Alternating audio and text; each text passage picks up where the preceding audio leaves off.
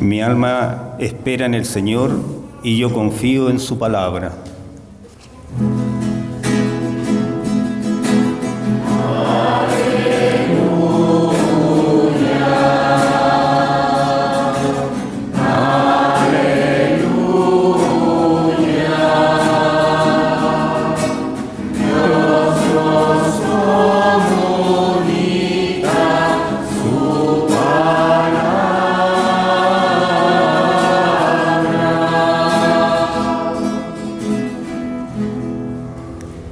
El Señor esté con ustedes.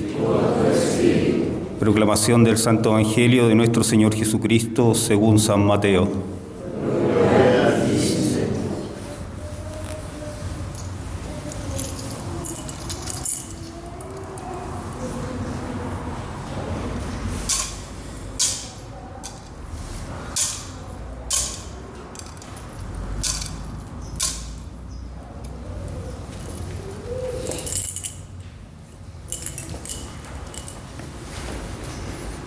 Después de la multiplicación de los panes, Jesús obligó a los discípulos que subieran a la barca y pasaran antes que él a la otra orilla, mientras él despedía a la multitud. Después subió a la montaña para orar a solas. Y al atardecer todavía estaba allí solo. La barca ya estaba muy lejos de la costa, sacudida por las olas, porque tenían viento en contra. A la madrugada, Jesús fue hacia ellos caminando sobre el mar. Los discípulos, al verlo caminar sobre el mar, se asustaron. «Es un fantasma», dijeron, y llenos de temor se pusieron a gritar. Pero Jesús les dijo: «Tranquilícense, soy yo, no teman». Entonces Pedro le respondió: «Señor, si eres tú, mándame ir a tu encuentro sobre el agua». «Ven», le dijo Jesús. Y Pedro, bajando de la barca, comenzó a caminar sobre el agua en dirección a él. Pero al ver la violencia del viento, tuvo miedo y como empezaba a hundirse, gritó: «Señor, sálvame». Enseguida Jesús le tendió la mano y lo sostuvo mientras le decía: «Hombre de poca fe, ¿por qué dudaste?». En cuanto subieron a la barca, el viento se calmó. Los que estaban en ella se postraron ante él diciendo: «Verdaderamente tú eres el Hijo de Dios». Palabra del Señor.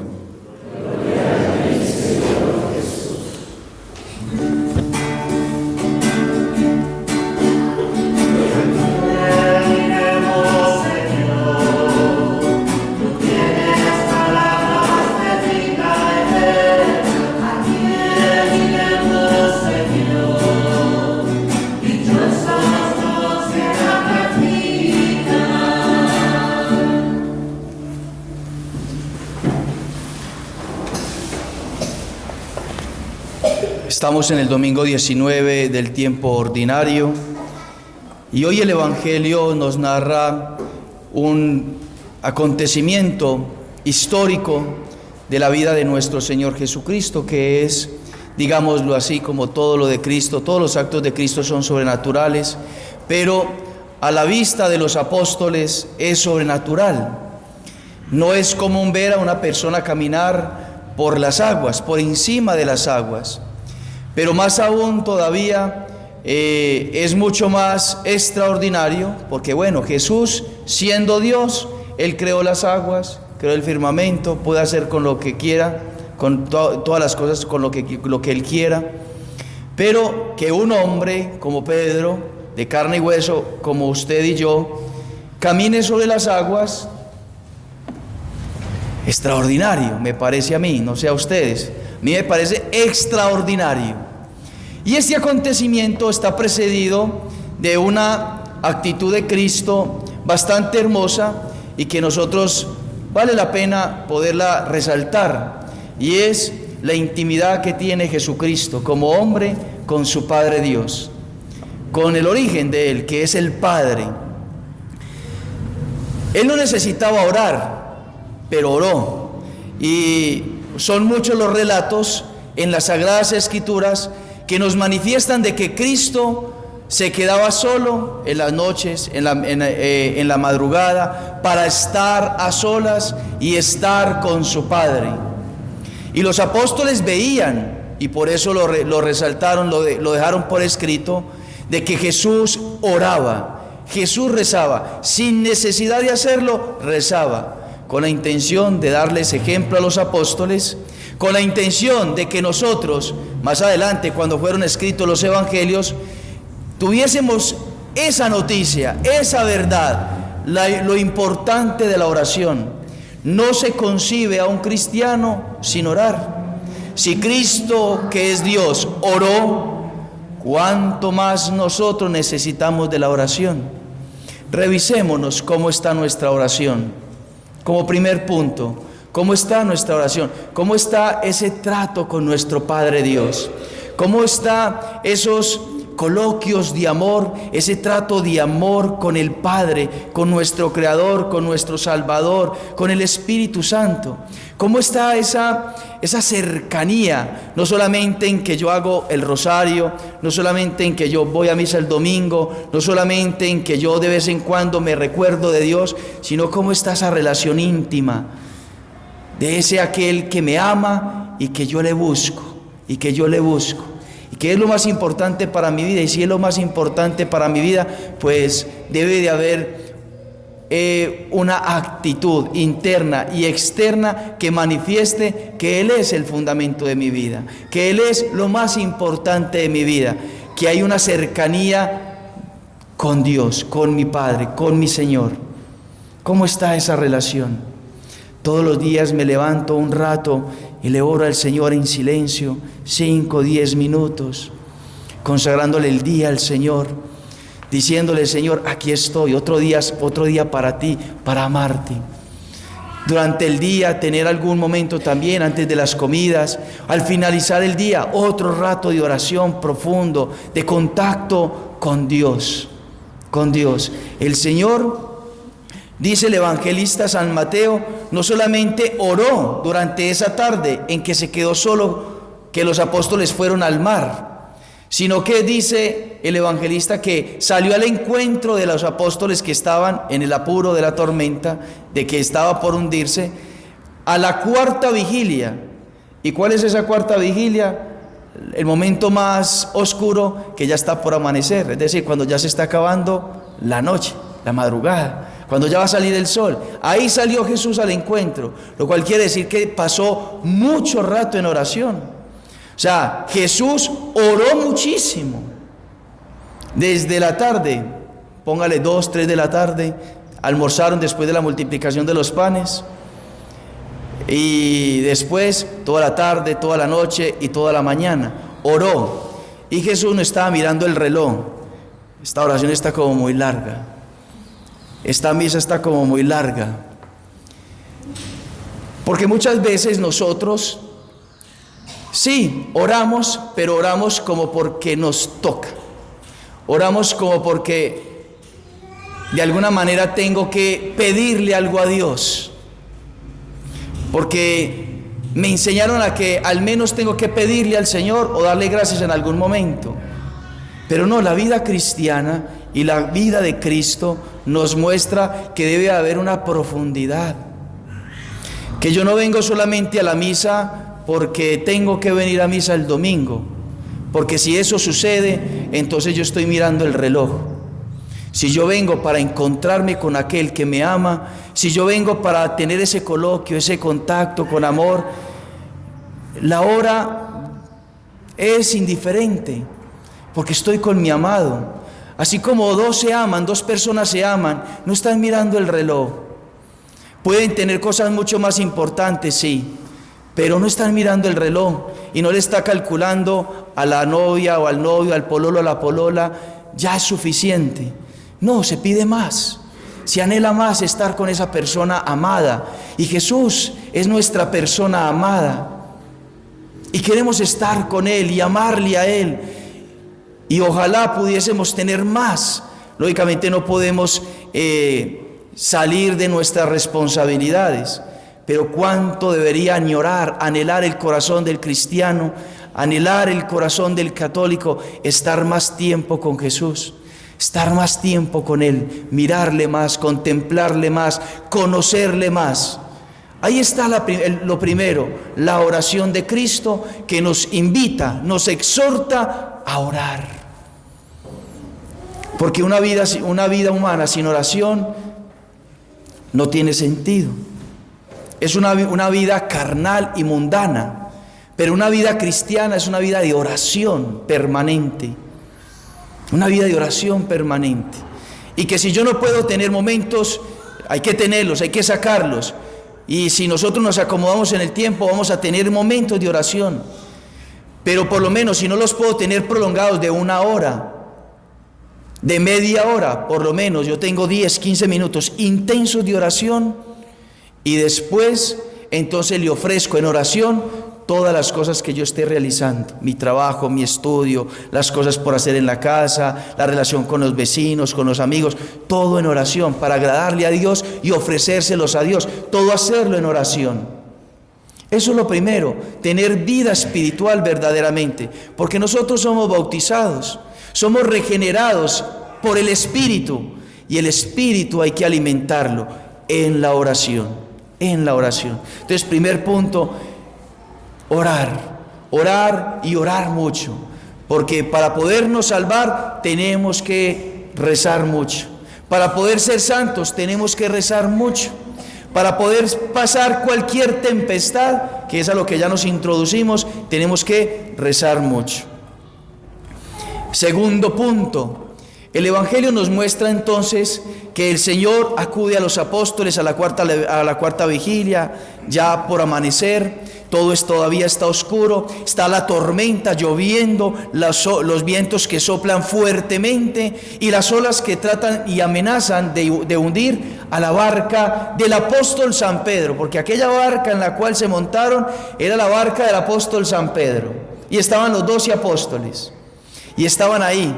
Y entonces el Señor se acerca, como estaba oscuro, y en medio de la tempestad ven una silueta de una persona, parece que es Jesús, dudan, y entonces Pedro, que siempre se le adelanta a los apóstoles, siempre su ímpetu, su amor sale al encuentro de Jesús.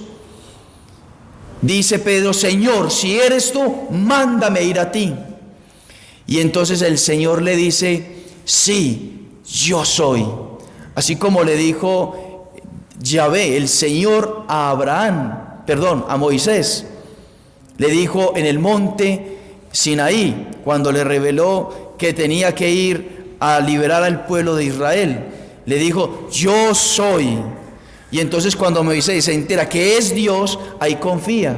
Entonces Pedro escuchó: yo soy, el yo soy de Jesús, inconfundible. Entonces él se lanza, se abandona completamente. Es Él, es mi amado, es mi Jesús, es mi Salvador, es mi Señor. Me voy, me entrego, confío. Y entonces dice San Agustín que San Pedro no pensó en si era posible caminar sobre las aguas, simplemente pensó: Él es mi amado. El amor le movió a tirarse a Jesús, a caminar en dirección a Jesús, en buscarle a Jesús.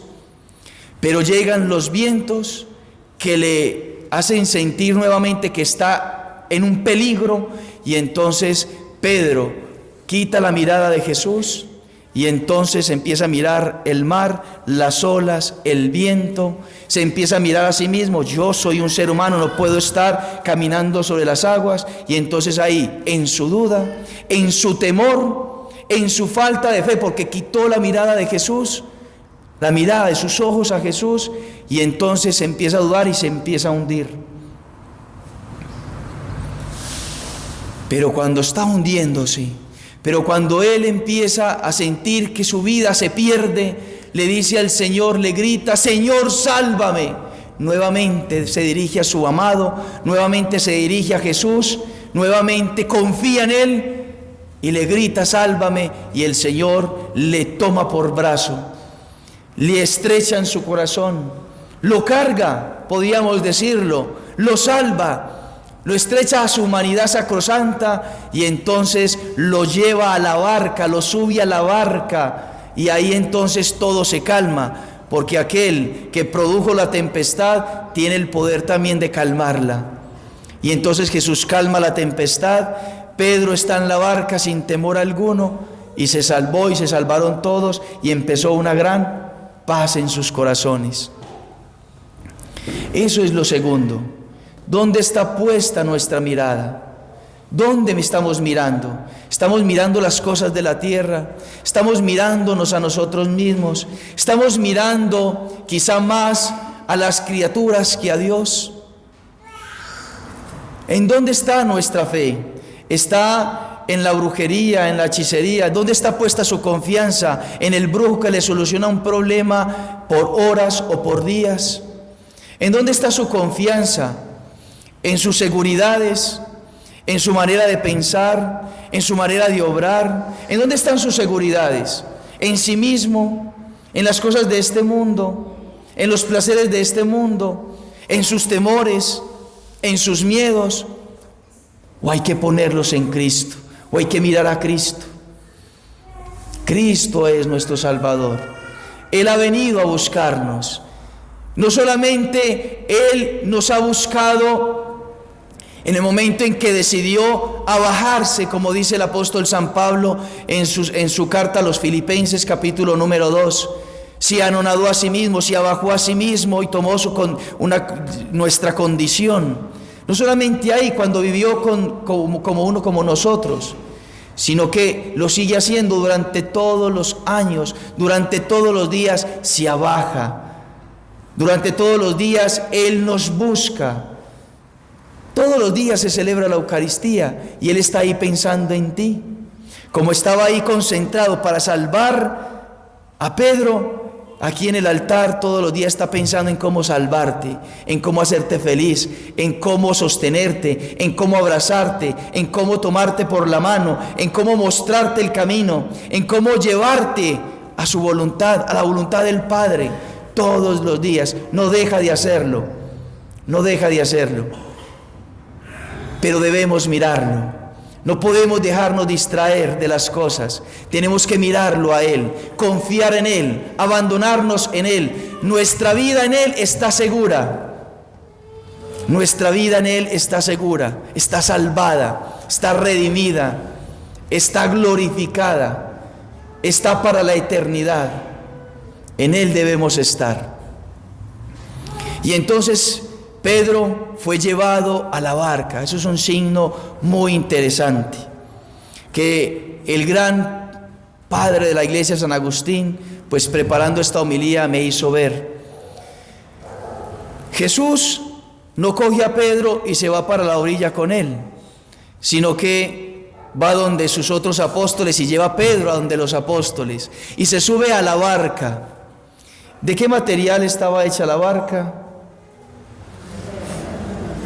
De madera. En aquel tiempo no había la tecnología de hoy, del material que podemos tener una lancha. Fibra de vidrio, que es más o menos de lo que se hace, sino que estaba de madera.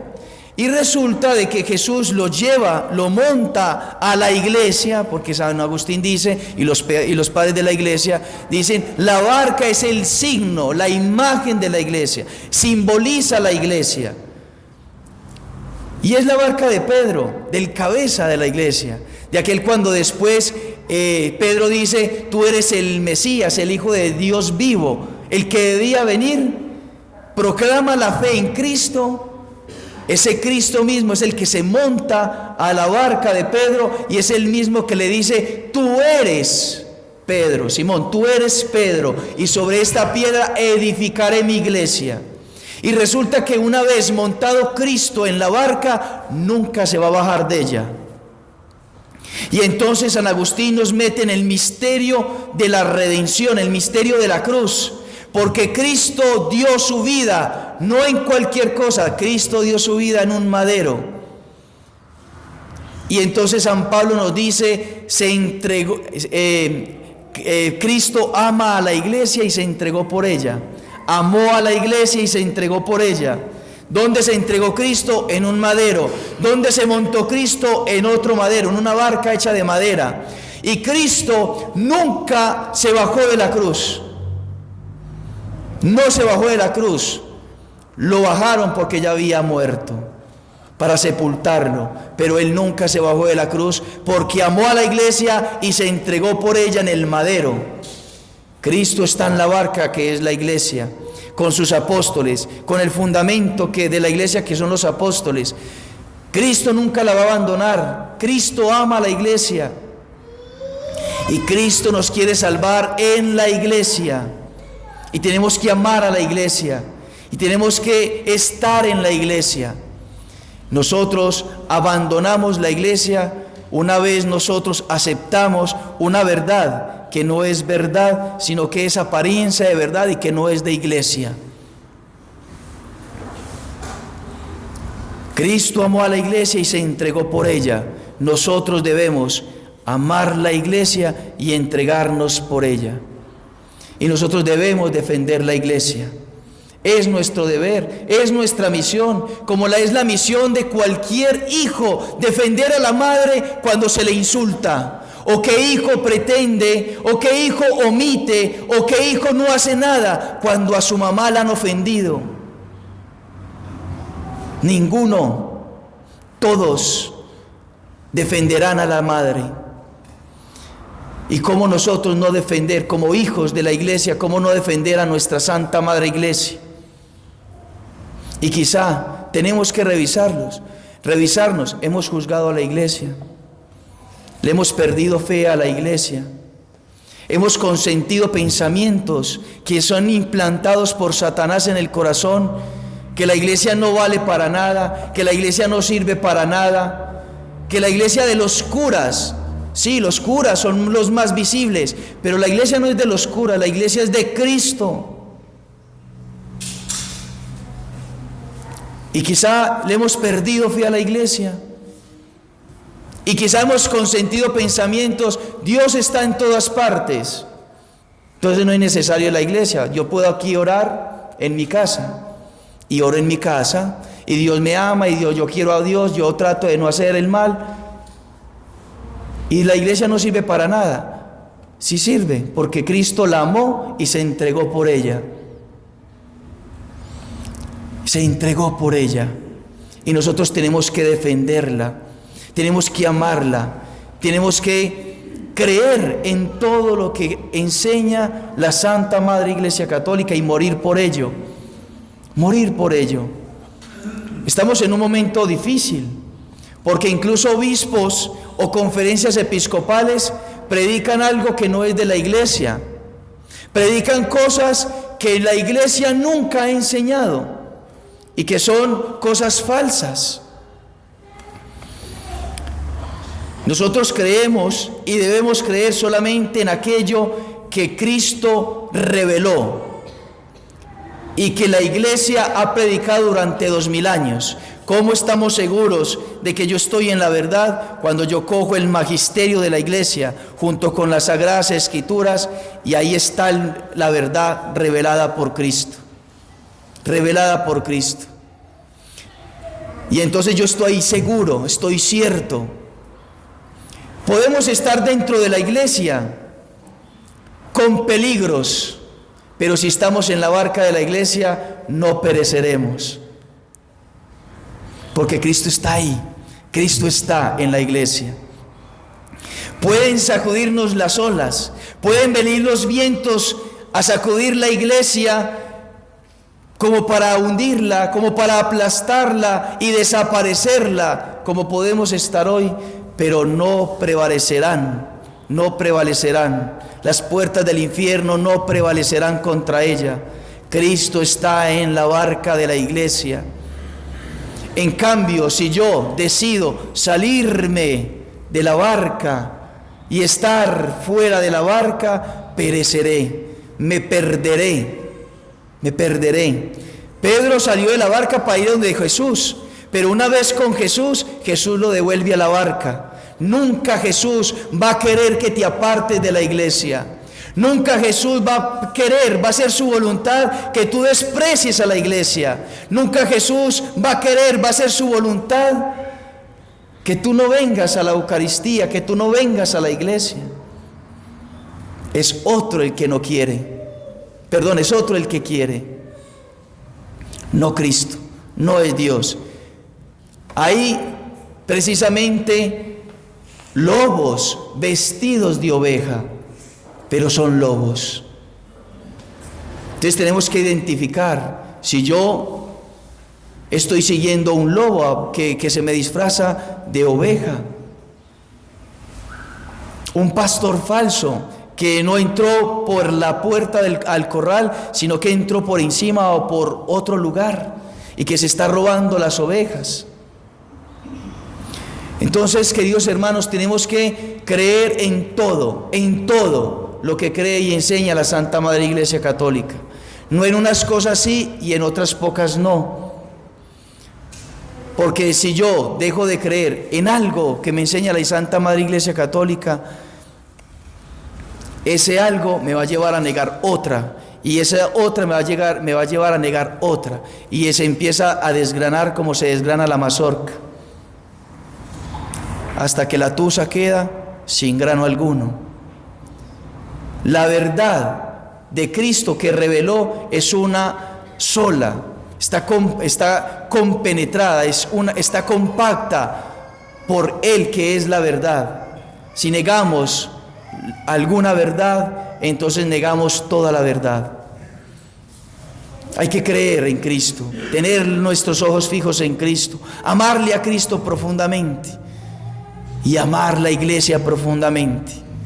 Y como San Pablo, creer verdaderamente. Primera de Timoteo 3:15, la iglesia es el pilar y el fundamento de la verdad. La iglesia, su magisterio, la revelación que le dio Cristo a la iglesia es el pilar y el fundamento de la verdad. Pueden ser de que otras cosas sean llamativas, pero por muy llamativas que sean, nosotros como creyentes tenemos puesta nuestra mirada en Cristo, tenemos puesta nuestra mirada en la iglesia. Creo solamente en aquello que me enseña la iglesia. Y termino con otra cita de San Agustín, hablando de la iglesia precisamente. Si yo veo que esa pared es de color amarillo,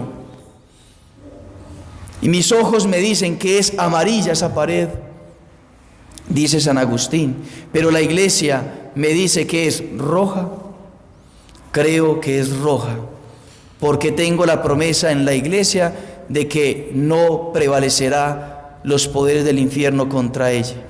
No prevalecerá.